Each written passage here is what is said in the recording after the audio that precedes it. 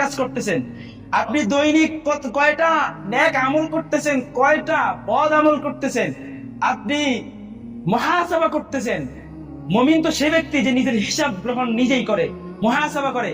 একজন দক্ষ ব্যবসায়ী যেভাবে নির্জনে বসে নিজের ব্যবসায়ের লাভ লোকসানের হিসাব করে, একজন প্রকৃত মুমিনও নির্জনে বসে নিজের সওয়াব, নিজের পুণ্যবতী আখিরাতের যেই পাথর সে অর্জন করেছে, সে পাথরের কি করে? হিসাব করে।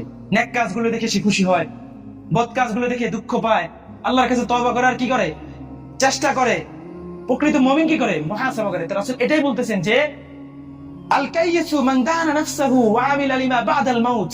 আরে বুদ্ধিমান তো সে, বুদ্ধিমান তো ওই ব্যক্তি যে নিজের হিসাব নেয় এবং মৃত্যুর পরবর্তী জীবনের জন্য আমল করে। বলেন সুবহানাল্লাহ। আল্লাহ রাসূল বলতেছেন বুদ্ধিমান সে।